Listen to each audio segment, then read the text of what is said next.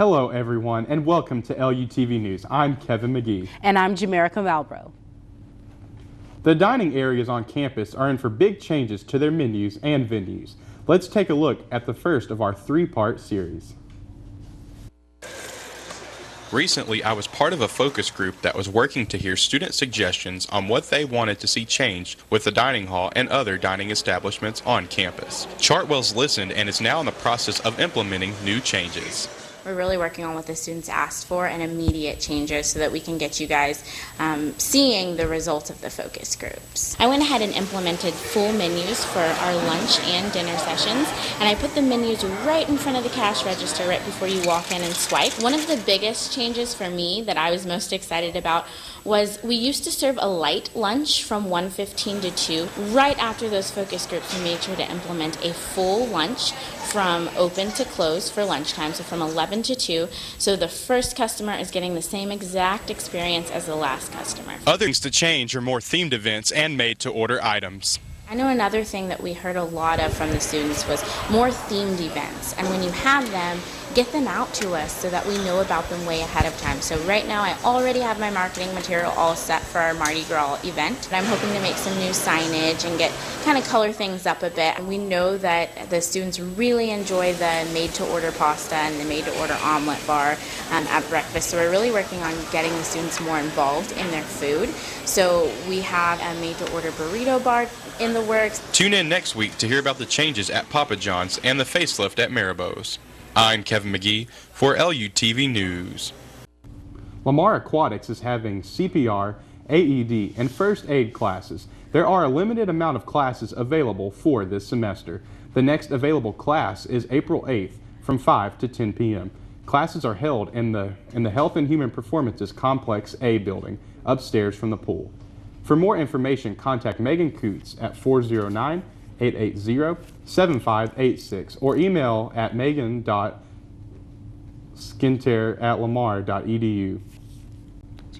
Lamar Students Development and Leadership Multicultural Program ended its Women's History Month with an event that left students feeling empowered and ready to take on the world. LUTV's Leslie Pickney has more. I'm Leslie Pickney for LUTV News. You know, that's really wonderful that they have empowerment programs for women. It is, absolutely. More power to you. All right, coming up after the break, we'll tell you how taking selfies may cause headlines. And how Michael Jordan might discontinue one of the biggest brands. We'll be right back.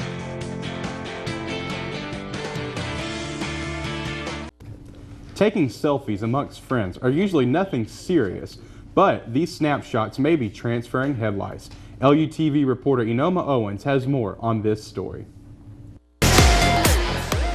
If Michael's moving on, who will there be next for Nike to make the next prolific shoe for the next 30 years? I'm Xavier Sertain for LUTV News. So, Kevin, how do you feel about the recall of the Jordan shoe? Well, to me, a shoe's just a shoe. It's not going to bother me one bit. Point taken. Well, anyways, a new baby is on the way for an engaged Hollywood couple, and a Disney film tops off at $1 billion at the box office. Enoma Owens and Brent Walker joins us in the studio for a look at some entertainment. Enoma and Brent? Well, it seems our new Hollywood couple has made the headlines again. Back to you, Kevin and Jamerica. Well, I wonder if warmer weather's going to be on the way, or is it going to stay cooler this week? Yes, because this is confusing me with my fashion choices. Jasmine, what's it going to look like? Well, for one thing, it won't be frozen here in Southeast Texas. It'll be hot and humid for our second week of the State Fair. So after the break, I'll have your complete 5-day weather forecast. Stay tuned. So we won't have to worry about any cold temperatures. So, I mean, you got to take the good with the good and the bad with the bad. But all in all, I think it'll be pretty good weather for Southeast Texas, you know, minus the humidity. But we got to take it. It's where we are. And some pretty good weather for roller coasters and all that to continue to enjoy the State Fair. Does this mean the mosquitoes are going to come out for the fair too? Well, you know, you got to get both. Humid, hot, mosquitoes, they all go hand in hand. So what you're saying is the best day to go is after Wednesday? Yeah, I guess so. But then, you know, it's raining, so. With a cute hat and a nice head wrap, I think. It'll work. It'll always work it out. Very good. Now for our look at sports this week, we have Jordan Washington in the studio. Bringing us the latest in our jam-packed sports update. Jordan? Thanks, Kevin and Jamaica. That's all I have for sports this week. Back to you, Kevin and Jamaica. Thanks, Jordan. Coming up, we will tell you whether the rain boots are still needed. Or can we trade them in for shorts and flip-flops? Stay tuned. We'll be right back. Well, Jasmine, tell us more about this state fair weather. Well, you will need flip-flops and perhaps some clean hands and an empty stomach to enjoy all that state fair food because it'll be hot and humid for you. On Monday, we'll start out with a high of 74 and a low of 58. Halfway through your week, it'll be cloudy, but a high of 78 and a low of 67. Thursday, there will be some rain. Same type of temperatures, and on Friday the sun will shine with cooler temperatures, not too much, with a high of 71 and a low of 49. So get your pie pan of shrimp and enjoy some roller coasters and some cotton candy. It's the perfect weather for it. And bring your appetite, right? And bring it with you. On hand. It's a rare problem for one Central Nebraska shelter trying to communicate with two deaf dogs. For one pit bull mix, this means learning sign language. That's right, sign language. CNN's Sarah Kirkley has the story. Now sit. Good girl. One sign at a time. Then we'll go outside. 4-year-old Rosie is learning to connect. It's the only way to communicate with her. Good girl. Animal advocates say that impairment could increase a deaf dog's odds of having a tough life. They could be set up for abuse or neglect because they don't know how to interact, and if they do interact, it's not appropriate.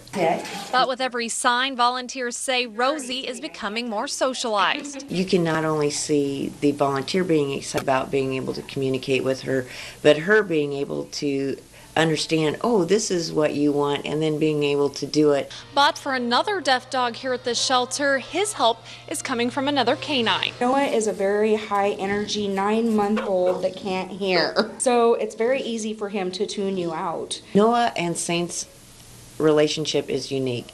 They don't get along with anybody but each other. The two are separated right now as Saint recovers from being neutered, but when it comes to finding them a home, the shelter wants them together. It's going to be behaviorally and emotionally a lot more stable for both of them to have each other to learn off of. And when they do learn to interact, volunteer Tracy Pifley says their owners will have something special. I think they're more sensitive to how you are feeling. A lot of people don't know they have a deaf dog. When they figure it out, all of a sudden you find out you have this really amazing animal.